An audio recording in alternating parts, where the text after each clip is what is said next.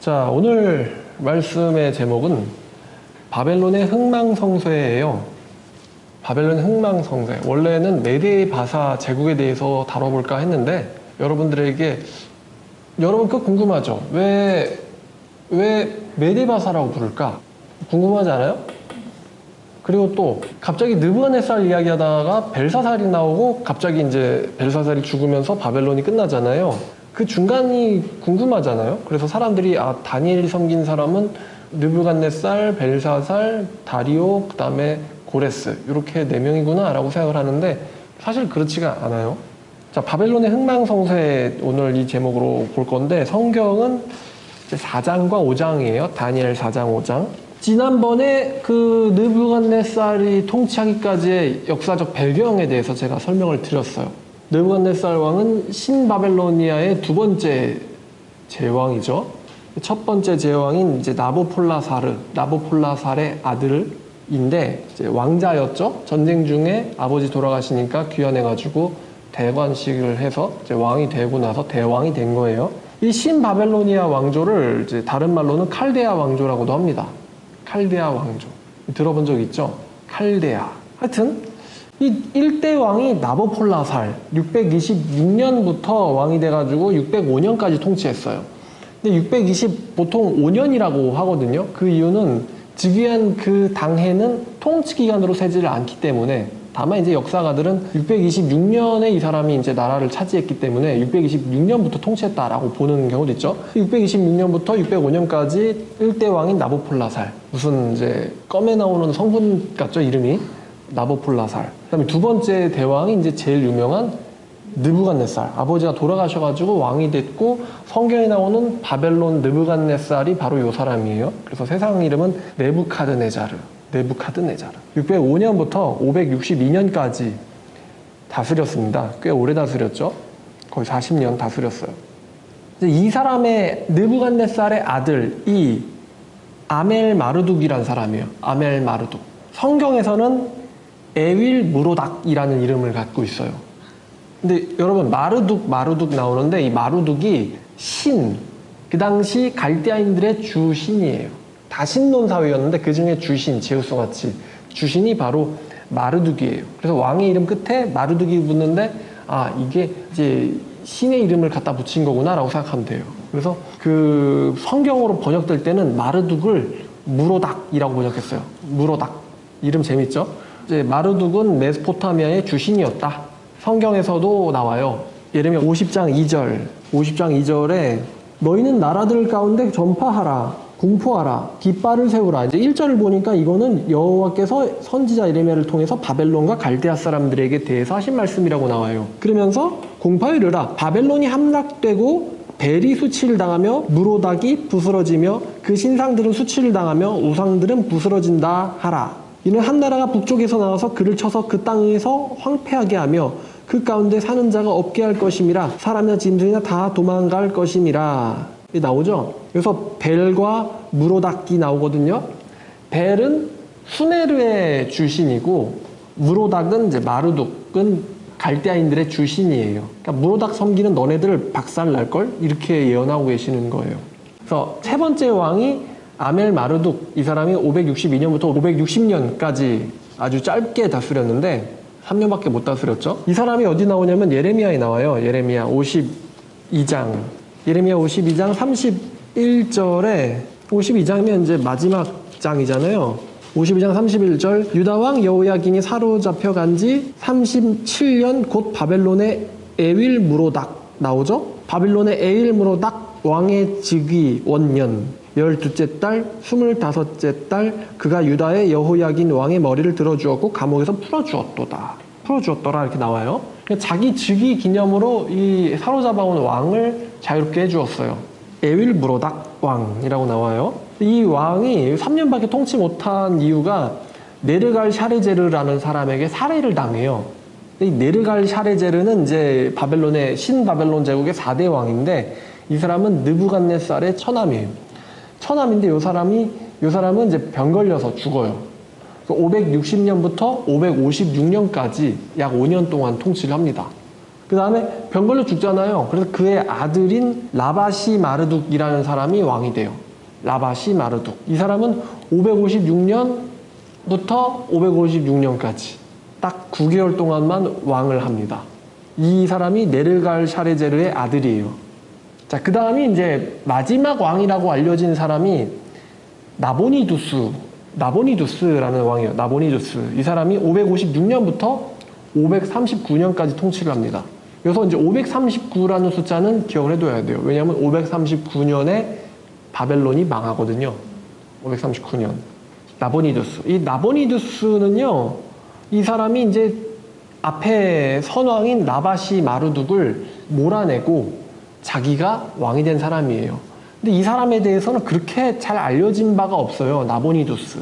그래서 나보니두스. 이 사람은 느부갓네살의 외손자라는 주장도 있고, 근데 확실한 건 아니에요. 그리고 이 사람의 엄마가 이제 달의 신인 신의 사제였어요. 그러니까 달의 신의 이름이 신이에요. 영어로 SIN이에요. 달의 신인 신의 사제가 자기 엄마예요. 그래서 이 사람이 엄마의 영향을 받아가지고 바벨론의 주신은 마르둑, 무로닥이었는데 우리 이제 신을 주신으로 섬겨보자. 이렇게 종교개혁을 일으키다가 사람들한테 반감을 많이 샀어요. 그래가지고 못해먹겠다 이러고서는 자기 황태자 장남에게 왕위를 이제 위탁했어요. 물려준 건지 위탁한 건지. 그래가지고 자기를 위탁해주고는 자기는 수도에서 떠나버려요. 자, 그래서 이 나보니두스가 556년부터 539년까지, 근데 539라는 숫자는 중요하다 그랬어요.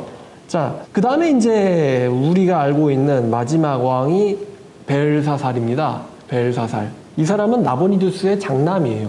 황태자죠. 나보니두스의 아들이고 549년부터 539년까지 통치했어요. 539년까지 통치했다는 이유를 알겠죠? 나보니두스의 치세 안에서 본인도 10년 동안을 통치를 한 거예요. 바벨론에서. 자, 제가 재밌는 이야기를 해드리면은 역사학자들은요, 나보니두스가 바벨론의 마지막 왕이라고 다들 알고 있어요.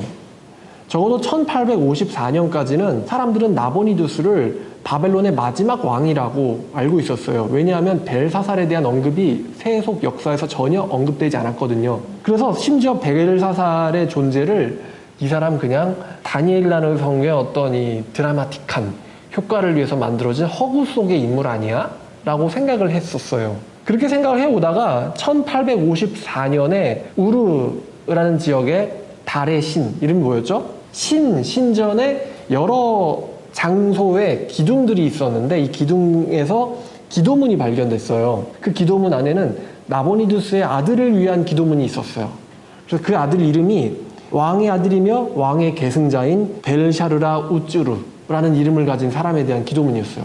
벨샤르라 우쭈르를 위한 기도문이 발견됐는데 이 기도문의 발견 이후에도 여러 상형 문자, 쐐기 문자들에서 이 벨사살이 어떻게 바벨론에서 통치를 하기 시작했는지에 대한 기록이 있었어요. 나보니두스는 왕이 되고 나서 549년부터 10년 동안 바벨론을 떠나서 아라비아의 테이마라는 곳에 가서 거기서 기거했다. 그러면서 바벨론을 떠날 때 나보니두스는 바벨론의 왕권을 벨사살에게 위탁했어요. 맡겼고 벨사살은 아버지에 이어서 왕이 되었다. 이렇게 벨사살은 아버지를 이어서 왕이 되었다라고 기록되어 있어요. 이 나보니두스가 마르둑이 아닌 달신, 자기 엄마의 영향을 받아서 늘 섬기게 하려고 종교개혁을 바벨론에서 감행을 했는데 이것 때문에 굉장히 많은 이제 사제들과 바벨론 갈대아인들의 반감을 사게 됐어요. 민심을 잃었어요. 어느 정도 이제 역사가 좀 흐름이 정리가 되죠. 그래서 이 사람이 마지막 왕이라는 거예요. 나보니두스와 그의 아들 벨사살. 그러니까 이제 네가 좀 하고 있어. 이렇게 한 거죠. 네가 좀 통치하고 있어. 난 좀 갔다 올게. 이렇게 한 거예요. 자, 근데 성경을 보면은 이 벨사살의 아버지가 누구라 그랬죠? 나보니두스. 역사가들에게 알려지기로는 마지막 왕이라고 알려져 있는 1854년까지 이 나보니두스인데 다니엘서를 보죠. 다니엘서 5장 5장 2절.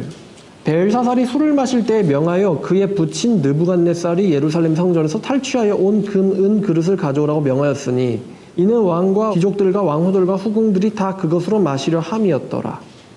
뭔가 좀 이상한 게 느껴지죠? 벨사살의 부친이 누구라고요? 느부갓네살이라고 나오고 있죠?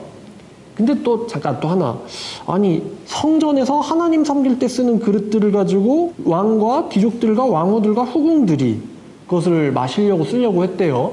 아, 그럼 성경에서 이런 짓을 하면 돼요, 안 돼요? 안 되죠. 자, 그러면은 왜 다니엘서는 느부갓네살을 벨사살의 부친이라고 했을까?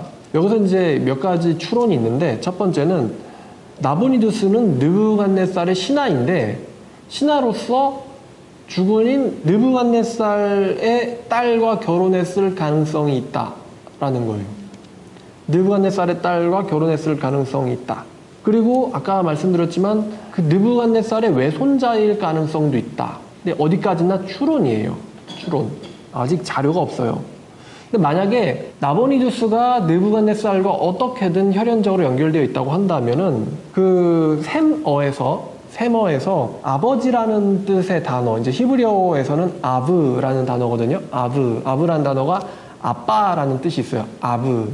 좀 친숙하죠? 아브. 근데 이 아브라는 단어는 선조라는 뜻도 있어요. 선조. 그래서 여기서 얘기하는 그 부친이라는 게 이렇게 번역돼야 되는 거죠. 그의 선조인 혹은 조상인, 이렇게 번역을 하면 정확하게 들어가는 거예요.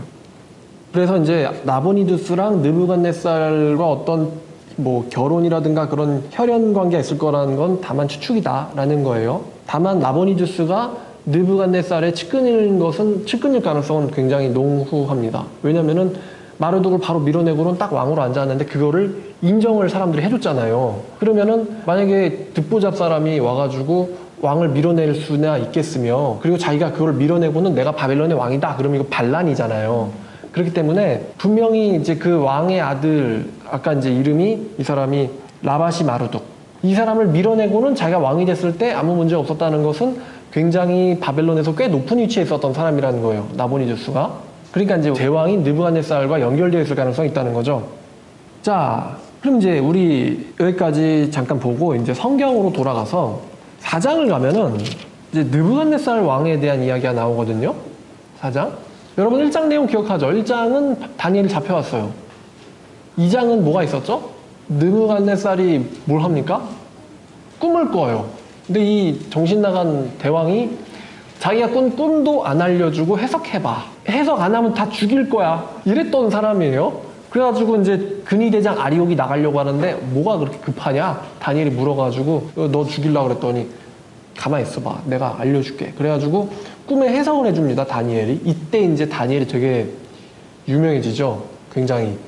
그런데 이제 이 사람이 3장에서 무슨 짓을 합니까? 이제 금으로 만든 신상을 세워요. 그래가지고 악기 소리 크게 나면은 다들 하던 일 멈추고 절해라고 해요. 그러니까 이제 2장에서 하나님이 한 번 알려줬잖아요. 너 깝치면 그 꿈에 있는 거 다 박살난다. 그랬더니 이제 여호와 위대하시다. 이래놓고는 가만 보자. 내가 꿈에서는 일단은 금머리 아니야. 그러니까 금으로 신상 만들 수도 있지 않겠어? 그래가지고 이제 3장에서 만들었단 말이에요. 재미난 사람이에요. 만들었는데 이제 문제는 그 다니엘의 세 친구가 나 우리 절 안 한다. 그랬더니만 이제 이 갈대아인들 8절, 3장 8절에 갈대아 사람들이 나와서, 갈대아 사람들은 자기들이 이제 지배하는 민족이잖아요. 근데 저 유다 잡것들 중에서 좀 이제 똑똑하다고 높아진 저 3명이 절을 안 한다. 그래가지고 이제 느부갓네살이 그 얘기를 듣고 아니 뭐야? 이러면서 당장 잡아와. 그래가지고 3명을 다 풀무불에 던져 넣었는데 안 죽잖아요. 그래가지고 이 사람이 이제 그 3명 앞에 엎드려가지고 이런 사람이 없다 이러면서 이제 지극히 높으신 이 3명의 하나님을 찬양하자. 이 사람들의 하나님을 경홀히 여기는 자는 그 몸을 쪼개고 집을 거름터로 삼을지니 이렇게 사람을 구원할 다른 신은 없습니다 라고 하면서 바벨론 지방에서 이 유다의 자기들이 지배하던 유다의 총리들을 얘네들이 되게 높여줘요. 자, 그런 일이 있고 나서가 이제 4장이에요. 4장. 오휴 하고 이제 느부갓네살이 진정이 됐는데 이제 왕궁을 딱 구하는데 4장 1절 느부갓네살 왕은 천하에 거주하는 모든 백성들과 나라들과 각 언어를 말하는 자들에게 조서를 내리노라. 이 정도 얘기하는 거 보면은 지배력이 엄청났던 거죠. 언어들을 말하는 자들에게 조서를 내린다. 그러니까 자기가 통치하는 제국이 한 가지 언어만 있는 게 아니었어요. 지극히 높으신 하나님께서 내게 행하신 이적과 놀라운 일을 내가 알게 하기를 즐겨 하시노라. 그러니까 이제 하나님께서 나에게 계시 주는 걸 좋아하셔. 근데 여러분 이 당시에 주신이 누구였다고요? 마루둑. 근데 그러면서도 이 사람은 자기들이 잡아온 유대민족의 여호와 하나님을 언급을 해요. 당한 게 몇 번 있으니까, 그죠? 그러니까 자기가 당했기 때문에 뭐 사제들이 난리를 치든 말든 일단은 얘기를 해야 되는 거죠. 참으로 크도다 그의 이적이요, 참으로 능하도다 그의 놀라운 일이요, 그의 나라는 영원한 나라요, 그의 통치는 대대에 이르리로다. 이거 사실 다니엘이 해석해준 내용이잖아요. 이 얘기를 자기가 얘기하고 있어요. 그러니까 아마도 제 생각에 이 마루둑 사제들이 다니엘을 좋아했을까 싫어했을까? 싫어했지.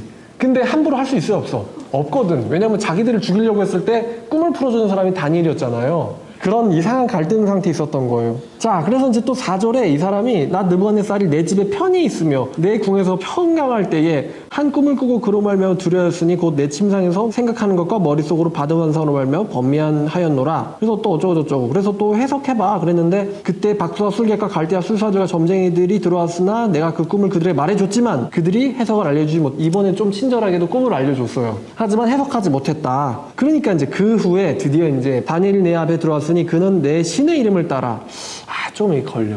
마루둑을 내 신이라고 하면 안 되는데 내 신을 따라 벨드사살이라고 이름한 자요 그의 안에는 거룩한 신들의 영이 있는지라. 그러니까 아직 이 느부갓네살에게는 신론이 정확하게 정립되어 있어야 안 돼 있어요?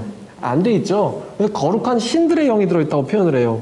내가 그의 꿈을 말하여 이르되 박수장 벨드사살아 내 안에는 거룩한 신들의 영이 있은즉 어떤 은밀한 것이라도 내게는 어려운 것이 없을 줄을 내가 아노니 내 꿈에 본 환상의 해석을 내게 말하라 라고 하면서 쭉 얘기를 해요. 뭐 시간이 여러분들 읽어보세요. 한 나무에 대한 얘기를 하는데 나무가 되게 자라가지고 하늘에도 닿고 땅끝에서도 보여요. 그래가지고 그 굉장히 많은 짐승들이 와가지고 그 나무에서 나는 것들을 먹고 그랬는데 갑자기 13절 보니까 하늘에서 한 순찰자가 내려와가지고 그 나무를 잘라라.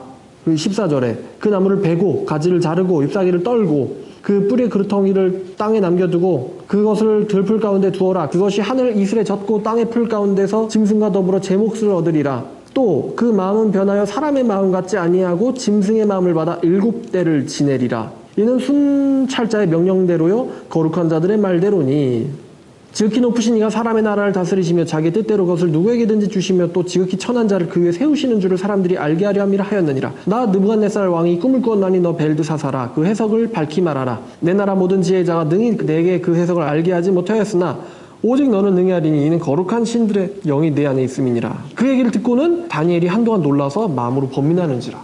무슨 꿈을 꾼 건지 본능적으로 깨달은 거예요. 본능적으로 벨드사살이라 이름한 다니엘이 한동안 놀라 마음으로 번민하는지라. 왕이 그에게 말하여 이르되 벨드사살아 너는 이 꿈과 그 해석으로 말미암아 번민할 것이 아니니라. 벨드사살아 대답하여 이르되 벨드사살이 대답하여 이르되 내 주여 그 꿈은 왕을 미워하는 자에게 응하며 그 해석은 왕의 대적에게 응하기를 원하나이다 라고 했어요. 사실은 되게 안 좋은 꿈이에요. 뭐냐, 왕께서 보신 그 나무가 자라서 견고해지고 높이는 하늘에 닿았고 땅끝에서도 보이겠으니 그 나무는 곧 왕이시라. 22절 왕이시라. 왕이 보신즉 한 순찰자가 내려와가지고 그 나무를 꺾고 그 들짐승과 더불어 제 몫을 얻으며 7대를 지내리라 하였은즉 해석이 이렇나이다. 24절 그 해석은 이렇습니다. 곧 지극히 높으신 이가 명령하신 것이 내 주 왕에게 미칠 것이라. 왕이 사람에게서 쫓겨나서 들짐승과 함께 살며 소처럼 풀을 먹으며 하늘 이슬에 젖을 것이요 이와 같이 7대를 지낼 것이라. 그때에 지극히 높으신 이가 사람의 나라를 다스리시며 자기의 뜻대로 그것을 누구에든지 주시는 줄을 알게 되실 겁니다. 아시리이다. 한마디로 자기의 몰락에 대해서 경고를 한 거예요. 네가 꾼 꿈은 너의 몰락에 대한 꿈이다. 그들이 나무 뿌리에 그루터기를 남겨두라 했은즉 하나님이 다스리신 줄을 왕이 깨달은 후에야 왕의 나라가 견고하리이다. 왕이여 27절의 결론이죠. 그런즉 내가 아뢰는 것을 받으시고 공의를 행함으로 죄를 사하고 가난한 자를 긍휼히 여김으로써 죄악을 사하소서. 그리하시면 왕의 평안함이 혹시 장구하리이다 하니라. 그러니까 다니엘이 느부갓네살을 아끼기 때문에 느부갓네살에게 왕이시여 하나님께서 이렇게 정하셨으니 당신은 정의를 행하고 가난한 자를 돌보고 사랑으로 나라를 다스리시면 혹시나 예언이 멈출 수도 있습니다 라고 얘기를 해준 거예요. 자, 근데 이제 문제는 이 사람이 기억이 왔다 갔다 하는 데 있죠. 자, 그래서 28절 이 모든 일이 다 나 느부갓네살 왕에게 임하였느니라. 29절 12달이 지난 후에 1년 지난 뒤에 내가 바벨론 왕궁 지붕에서 거닐 때 입이 근질근질한 거예요. 나 왕이 말하 이르되 이 바벨론은 내가 능력과 권세로 건설하여 나의 도성으로 삼고 이것으로 내 위엄의 영광을 나타낸 것이 아니냐라고 하였더니 아직도 이 말이 왕의 입에 있을 때에 하늘에서 소리가 내려 이르되 느부갓네살 왕아 내게 말하노니 나라의 왕위가 네게서 떠났느니라. 그러니까 하나님의 음성을 들은 거예요. 느부갓네살이. 네가 사람에게서 쫓겨나서 들짐승과 같이 살면서 소처럼 풀을 먹을 것이요 이와 같이 7대를 지내서 지극히 높으신 이가 사람의 나라를 다스리시며 자기의 뜻대로 그것을 누구에게든지 주시는 줄을 알기까지 이르리라 하더라. 바로 그때의 이 일이 나 느부갓네살에게 응함으로 내가 사람에게서 쫓겨나서 소처럼 풀을 먹으며 몸이 하늘 이슬에 젖고 머리털이 독수리 털과 같이 자랐고 손톱은 새 발톱과 같이 되었느니라. 이게 무슨 말이냐? 학자들이 이걸 가지고 느부갓네살이 7년 동안 7대를 지내리라 7년 동안 자신을 소라고 믿는 조현병, 정신병의 일종인 수광증에 걸렸을 가능성이 있다라고 해요. 실제로 발현되는 병이라고 합니다. 역사 중에서도 유명한 사람 중에 이 병에 걸린 사람들이 몇 명 있었어요. 우린 왜 못 보느냐? 치료하려고 하고 다 가둬놨기 때문에. 이 병에 걸리면은 풀을 뜯고 네 발로 기어다닌다고 합니다. 정신병이래요. 그리고 34절 그 기한이 참에 나 느부갓네살이 하늘을 우러러보았더니 내 총명이 다시 내게로 돌아온지라. 내가 지극히 높으신 이에게 감사하며 영생하시는 이를 찬양하고 경배하였나니 그 권세는 영원한 권세요 그 나라는 대대에 이르리로다. 땅의 모든 사람들을 없는 자같이 여기시며 하늘의 군대에게든지 땅의 사람에게든지 그는 자기 뜻대로 행하시나니 그의 손을 금하든지 혹시 이르기를 네가 무엇을 하느냐고 할 자가 아무도 없도다. 그때에 내 총명이 내게로 돌아왔고 또 나라의 영광에 대해서도 내 위엄과 광명이 내게로 돌아왔고 또 나의 모사들과 관원들이 내게 찾아오니 내가 내 나라에서 다시 세움을 받고 또 지극한 위세가 내게 더하였느니라. 지금 이게 느부갓네살이 자기가 하는 말이에요. 그러므로 나 느부갓네살은 하늘의 왕을 찬송하며 칭송하며 경배하노니 그의 일이 다 진실을 하고 그의 행하심이 의로우심으로 교만하게 행하는 자를 그가 능히 낮추심이라. 그러니까 바벨론의 느부갓네살 대왕에게 이러한 일이 있었어요. 재밌죠? 그러니까 이거를 보면은 이 바벨론의 느부갓네살, 네부카드네자르 2세는요 좀 이렇게 자존감에 문제가 있는 왕인 것 같아요. 자존감에 문제가 있다. 그래가지고 정복하고 나서 야 다들 이걸 알아줘야 돼. 그러니까 이제 꿈도 꾸면은 야 못 맞춰 다 죽어 이런 거고요. 그 다음에 내가 금머리야? 야 그럼 금신상 세우자. 이렇게 금신상 세워가지고 다들 나에게 절하게 하는 거예요. 그렇게 하고 또 이제 잊을만 하니까 왕궁에서 야 이 바벨론을 봐라. 이거 다 내가 건설한 거 아니냐? 이런 말을 하게 되는 거예요. 그러니까 이 사람이 자존감 부족에 시달렸어요. 그렇게 보여요. 그러자 이제 하나님께서 야 너는 내가 나의 일을 위해서 쓰는 도구일 뿐이야. 도구일 뿐이야. 세상에서는 널 제왕이라고 하지. 나는 하늘의 신이야 라고 탁 친 거예요. 신들의 신이야 나는. 그래서 느부갓네살이 하나님에게 겸손을 배워요. 겸손. 이렇게 통치를 합니다. 그래서 꽤 오래 했어요. 605년부터 562년까지 거의 이제 40년을 통치를 하는데 이 사람의 아들이 아멜마르둑 겨우 3년 통치하고는 살해당해요. 그리고 그 사람을 살해한 사람은 5년 통치하고는 병 걸려 죽습니다. 그리고 그 사람의 아들은 왕이 되자마자 9개월 만에 쫓겨나요. 그 다음에 마지막 왕이라고 알려진 나보니두스 이 사람이 이제 찬탈을 해서 통치를 시작한 게 556년부터예요. 556년부터 별로 느부갓네살 이후로 별로 안 됐죠. 느부갓네살이 562년까지 통치했으니까 556년부터면은 느부갓네살 사후 7년밖에 안 됐어요. 7년. 그리고 나서 이제 한 또 7년 정도 더 지나고 나서 549년이 됐을 때 이제 네가 좀 해 하고 자기의 장남인 벨사살에게 왕위를 맡기고는 나보니두스는 아라비아로 떠났던 거예요. 테이마로. 자, 근데 이 벨사살. 그럼 벨사살과 느부갓네살을 좀 비교해 보면은 여러분 벨사살은 뭐 한 게 있어요 없어요? 벨사살은 역사로나 보나 다니엘서에서나 보나 이 사람은 한 게 없어요. 느부갓네살은 열왕기 하나 역대 하나 아니면 다니엘에서 보면 이 사람은 뭐 저번에도 봤지만 전쟁 왕인데다가 제왕이란 말이에요. 신바벨론 제국에서 제일 위대한 왕이 바로 이 느부갓네살 2세 이 사람인데 이 사람과 비교해 봤을 때는 벨사살은 한 게 없단 말이에요. 그러니까 벨사살이 내가 이제 왕이 됐는데 이제 내가 이제 통치를 하는데 별로 이렇게 한 것도 없고 선왕들처럼 그러니까 자기가 뭔가 이렇게 나 그래도 왕이거든 이런 거를 보여주고 싶어서 한 짓이 뭐냐? 그 우리의 선조가 칭송했던 여호와 하나님을 믿던 유다놈들의 신전에서 탈취해온 그릇들을 가져다가 잔치를 벌여보자. 그러니까 그 신의 기명을 마음대로 부를 수 있는 게 바로 나야. 라는 것을 이제 귀족들과 신하들에게 보여주고 싶었어요. 이 벨사살이. 그러니까 벨사살도 뭐가 문제가 있어요? 벨사살도 자존감에 문제가 있어요. 근데 선왕은 한 개 있는데 한 개 있지만서도 좀 알아주세요인데요. 벨사살은 한 것도 없지만 나는 왕이거든요. 알아주세요였어요. 그래가지고 스토리가 벌어지는 게 바로 5장이에요.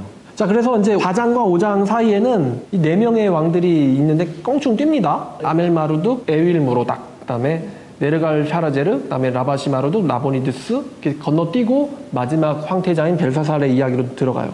그러니까 다니엘이 주군으로 섬겼던 왕은 느부갓네살과 벨사살만 있었던 건 아닌 것 같아요. 다만 다니엘이 별로 보니까 얘네들이 한 거 없고 병 걸려 죽든지 쫓겨나든지 살해당하든지 그러잖아요. 그러니까 이제 기록을 안 하는 거죠. 자, 이제 마지막 왕 벨사살인데 벨사살 왕이 그의 귀족 1000명을 위하여 큰 잔치를 베풀고 그 1000명 앞에서 술을 마시니라. 지금 이제 축제일이 된 거예요. 축제일이 됐을 때 야 이제 그 금그릇 좀 꺼내보자. 예루살렘 성전에서 탈취하여 온 금과 은그릇을 가져오라고 명하였으니 이는 왕의 귀족들과 왕후들과 후궁들이 다 그것으로 마시람이라. 그러니까 다들 미친놈들인 거예요. 전부 다. 전부 다. 제정신인 사람 하나도 없고 귀족이나 왕후들이나 후궁들이나 다 제정신이 하나도 없어요. 야, 우리 한번 금그릇 예루살렘산 가지고 한번 마셔보자! 이렇게 된 거예요. 그래가지고 금그릇을 마실 뿐만 아니라 이제 여기서 벌써 이제 신성모독죄를 하나 저질렀고 그 다음에 4절에 보니까 그들이 술을 마시고는 그 금, 은, 구리, 쇠, 나무, 돌로 만든 신들을 찬양하니라. 갈대아인의 주신을 포함해서 신들을 뭐 달신, 뭐 벨 다 불러다가 찬양을 한 거예요. 근데 갑자기 사람의 손가락이 나타나서 왕궁 촛대 맞은편 석회벽에 글자를 쓰는데 왕이 그 글자 쓰는 손가락을 본지라. 이때 이제 다니엘은 이 연회장에 아마 없었던 것 같아요. 믿고 싶진 않았겠죠. 왕이 크게 소리질러 술객과 갈대아 술사와 점쟁이를 불러오게 하고 바빌론의 지혜자들에게 말해 누구를 막론하고 이 글자를 해석하는 자는 내가 이 사람을 셋째 통치자로 삼아주겠다. 그래서 다 지혜자들이 기어왔는데 능히 그 글자를 읽지도 못하고 해석을 왕께 알려주지도 못하는지라. 그러므로 벨사살 왕이 크게 번민하여 그의 얼굴이 변하였고 귀족들도 다 놀라니라. 근데 그때 이 벨사살의 왕비가 왕과 그 귀족들의 말로 말미암아 잔치하는 궁에 들어왔더니 이에 말하여 이르되 왕이여 만수무강하옵소서. 왕의 생각을 번민하게 하지 말며 얼굴빛을 변할 것도 아니니이다. 왕의 나라에 거룩한 신들의 영이 있는 사람이 있으니. 그러니까 지금 이 사람이 왕비는 잘 둔 것 같아요. 명철과 총명과 지혜가 신들의 지혜와 같은 자인데 왕의 부친 때 있던 사람입니다. 왕의 부친 느부갓네살 왕이 그를 세워 박수와 술객과 갈대아 술사들과 점쟁이들의 어른을 삼으셨으니 이제 치프 대장을 삼은 거예요. 대장을 삼으신 사람이 있으니 이름이 벨트사살이라 이름하는 다니엘이 마음이 민첩하고 지식과 총명이 있어 능히 꿈을 해석하여 은밀한 말을 말하며 의문을 풀 수 있었나이다. 이제 그 다니엘을 부르소서. 그리하시면 그가 그 해석을 알려드리리다 하니라. 그러니까 이 왕비는 이쯤 얘기하는 걸 보면은 이 여호와에 대한 신앙심이 있었을 수도 있겠다라는 생각이 들어요. 잠깐 여기까지 보고 이 책갈피를 5장에 한 다음에요. 여기까지 보고 다니엘서 1장으로 잠깐 가면요. 유다왕 여호야김 1장 1절에 유다왕 여호야김이 다스린 지 3년이 되는 해에 바벨론 왕 느부갓네살이 예루살렘에 이르러 성을 에워쌌더니 라고 나오잖아요. 주께서 유다왕 여호야김과 하나님의 전그릇 얼마를 그의 손에 넘기심에 그가 그것을 가지고 신할 땅 자기 신들의 신전에 가져다가 그 신들의 보물창고에 두었더라. 이 나오잖아요. 여기서 여호야김이 다스린 지 3년이 될 때 잡혀간 사람이 다니엘이거든요. 여호야김이 다스린 지 3년이 되는 해를 이제 알아봤더니요. 이때가 605년이었어요. 605년. 자, 근데 아까 말씀드렸지만 여러분 그 다니엘 읽어보신 분은 이 5장에서 벨사살이 이제 죽거든요. 근데 여러분 벨사살이 죽는 그 해가 몇 년이라고 제가 기억하라고 그랬는데 기억나요? 539년이란 말이에요. 자, 539년에 지금 다니엘을 또 불러왔단 말이에요. 꿈 좀 풀어달라고. 내가 본 환상을 풀어달라고. 539년. 근데 이 사람이 잡혀온 때는 605년. 그러면 이때 다니엘 나이가 몇 살일까? 지금 여기 보니까 흠이 없고 용모가 아름다우며 모든 지혜를 통찰하여 지식에 통달하며 학문에 익숙하여 왕궁에 살만한 소년을 데려오라 그랬어요. 그러니까 다니엘이 이때 대략 한 뭐 10살에서 15살 모든 것을 다 배울 만한 공부를 엄청 잘할 만한 나이 그러면은 아마도 초등학생이 아니라 중학생쯤 한 13살에서 15살 정도 정도? 그냥 계산하기 편하게 15살쯤이라고 하면은 605년에 다니엘이 15살이었다. 그럼 다니엘은 620년생이라는 소리고 620년생이라는 소리고 539년이라는 것은 거의 이제 80년이 지나고 나서거든요. 그럼 이 벨사살 앞에 섰을 때 다니엘의 나이는 대략 80세쯤 됐다라고 보여져요. 재밌죠? 이제 소년, 사자굴의 소년 다니엘 이런 느낌이 나 분명히 옛날에 어렸을 적에 그 다니엘과 그 사자 이야기 그거 분명히 그 그림책이었는데 분명 그 그림책에 다니엘은 소년이었단 말이에요. 속았단 말이지. 이 80세 된 다니엘의 다음에 나오는 게 이제 메대 사람 다리오인데 그때 이제 사자 사건이 일어나는데 소년이 아니고요 노인이에요. 그 고증을 지금 확 깨는 거예요 지금. 80세쯤 된 노인. 여러분 이해하시죠? 제 말 틀린 거 없죠? 잡혀왔을 때 소년이었고 지금 이제 바벨론이 망할 때에 섰기 때문에 그래서 그러면 이제 80세쯤 된 그러면은 아마도 그 뭐 정계에 있을 수도 있고 은퇴했을 수도 있지만 그럼 여러분 80세쯤 됐는데 이 사람이 성령을 가진 상태에서 세계 최고 제국의 지도자이면서 또 그 술사들의 어른이시다. 그러면 이때는 정말 그 완숙의 최정점에 있던 상황일 거예요.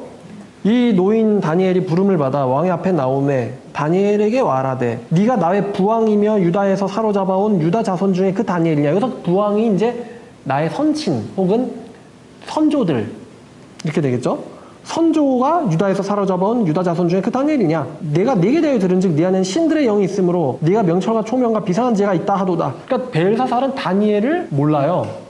지금 여러 지혜자들과 술객들을 내 앞에 불러다가 그들에게 이 글을 읽고 해석을 내게 알게 하라 했으나 그들이 다 그 해석을 내게 보이지 못하였느니라. 그런즉 너는 그 해석을 나에게 알려주면 금사슬을 네 목에 걸어주며 너를 나라의 셋째 통치자로 삼으리라. 그랬더니 이제 다니엘이 이렇게 대답을 합니다. 왕에게 대답하여 이르되 왕의 예물은 왕이 가지시고 왕의 상급은 다른 사람이나 주세요. 그럴지라도 내가 왕을 위하여 이 글을 읽으며 그 해석을 아뢰리이다. 얘기를 해줍니다. 왜 이렇게 얘기를 했을까?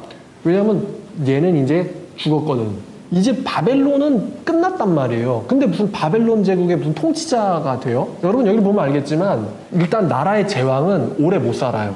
근데 다니엘처럼 둘째 셋째 통치자들은 여러 제왕들을 섬깁니다.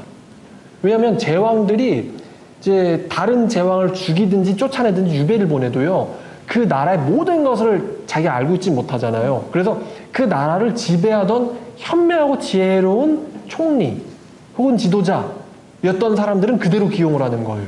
그러니까 제왕이 된다, 뭐 첫째, 둘째 통치가 된다 이런 거는 위험한 일입니다. 같이 죽을 수가 있거든요. 그래가지고 그거는 너나 가지시고 나는 관심 없으니까 그래도 내가 알려주겠습니다. 그러면서 얘기를 합니다.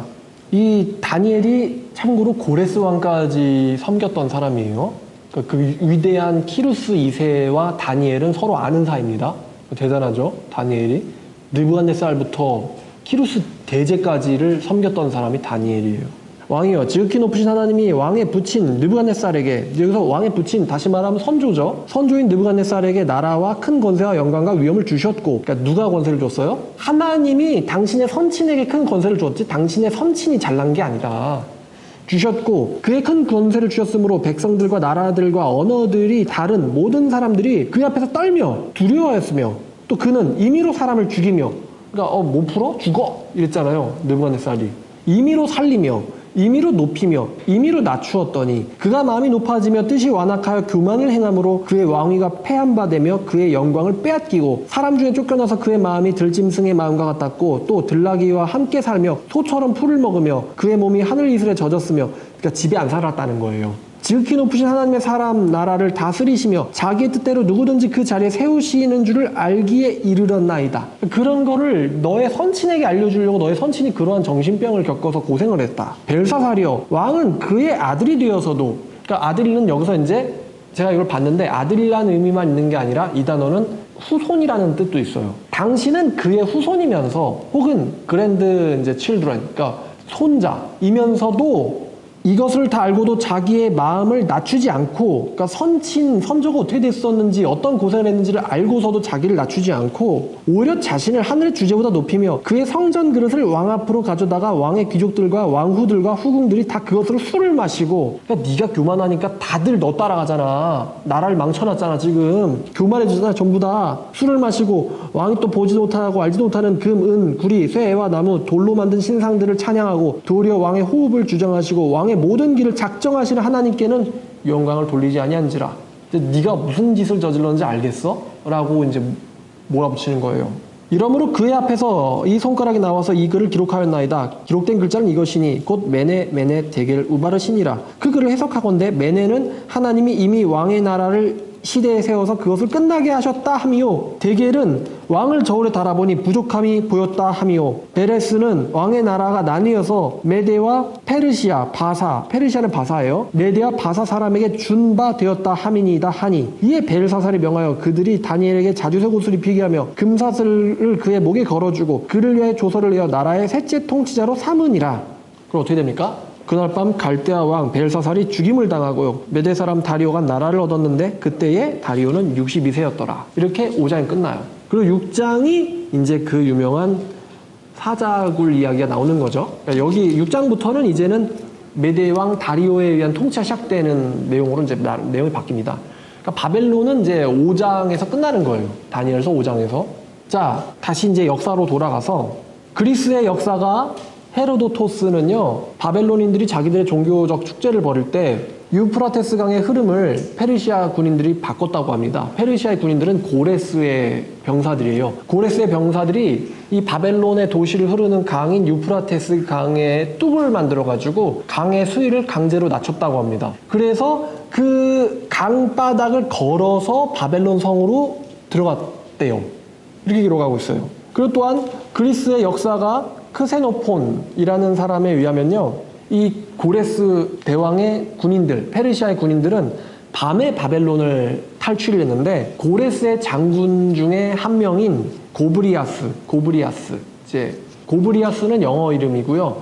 그 우리 한글로 번역하면은 이제 구바루라는 이름이에요. 구바루.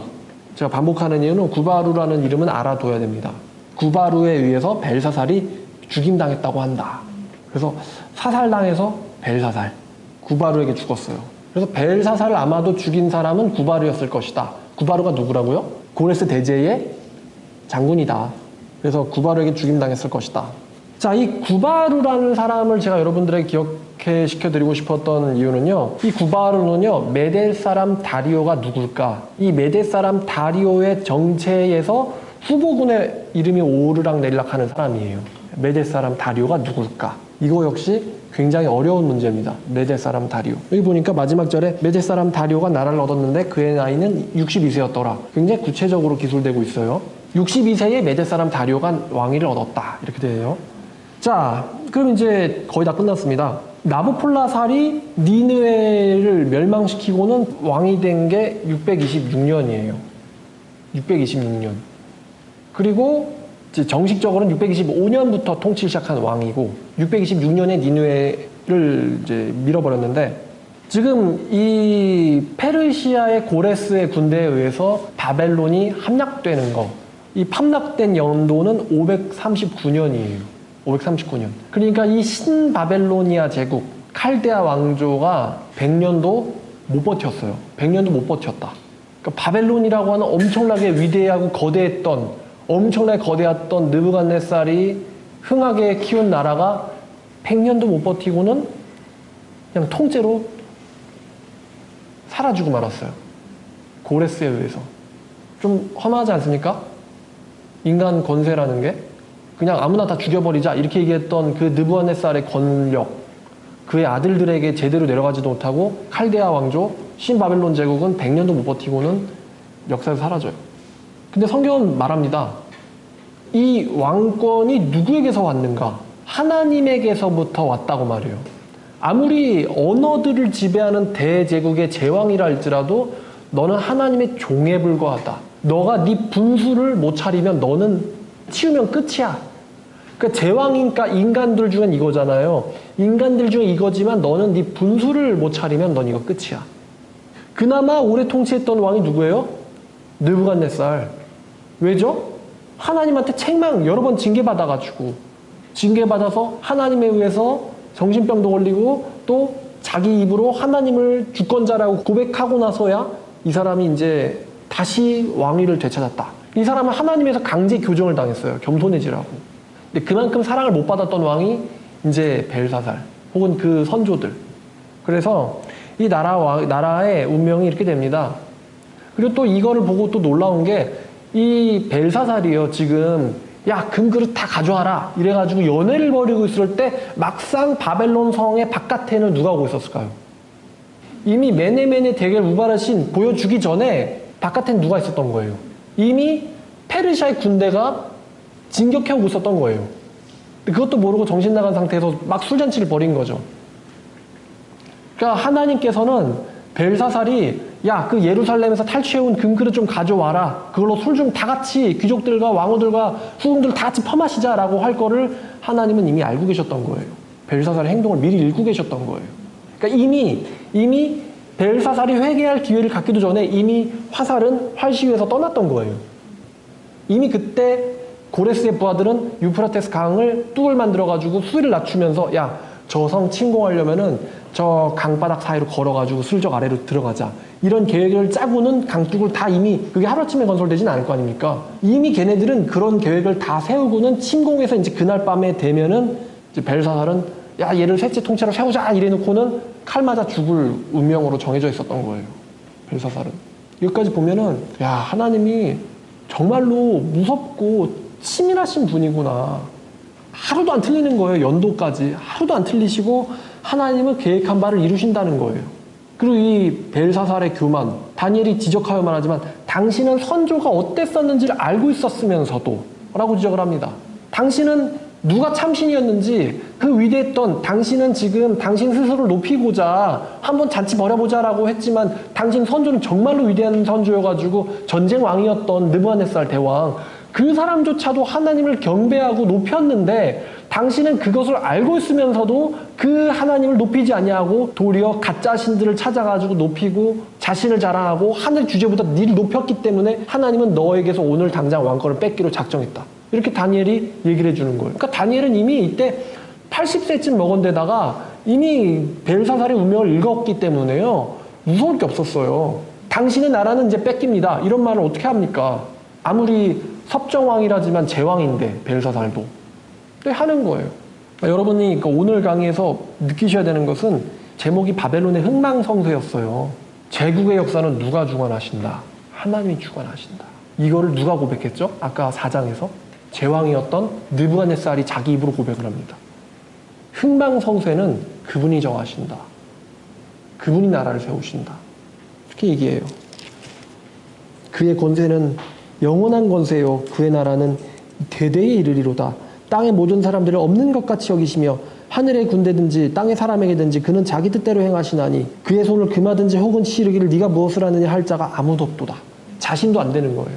그것을 깨닫고 그의 나라가 영원할 것입니다. 또 그분을 찬송하며 경배하며 이르되 이렇게 얘기한 거예요. 이런 기록이 발견되면 좋은데 발견되진 않고 있어요. 왜? 그 당시에 주신 마르둑을 섬기는 이 사제들의 힘이 막강했거든요. 종교적인 제국이었어요. 아까 말씀드렸지만 그 왕의 이름에 마르둑이 붙잖아요. 왜 그러냐면은 이 당시에 이 제왕들은요 마르둑이라는 그 신의 현현으로서 마르둑 신앙의 수호자로 여겨졌거든요. 그러니까 이 사람은 왕이면서도 사제인 역할을 감당하고 있는 사람인 거예요. 제왕들은 마르둑, 그러니까 무로닥 신앙의 수호자. 그러니까 이제 개인의 신앙 고백인데 이게 다 기록으로 남으면 좋은데 그럼 다니엘이 가짜냐? 그렇지 않죠. 왜냐하면 다니엘이 예언한 대로 다 지금 세계 역사는 뒤에서 흘러가고 있기 때문에. 자, 그럼 그 다음 편, 이제 다음 주에는 고레스, 드디어 이제 메데바사의 고레스에 대해서 얘기를 하겠습니다. 재밌겠죠? 자, 오늘 여기까지 바벨론의 흥망성쇠, 불쌍한 벨사살이란 제목으로 말씀 전했습니다. 감사합니다.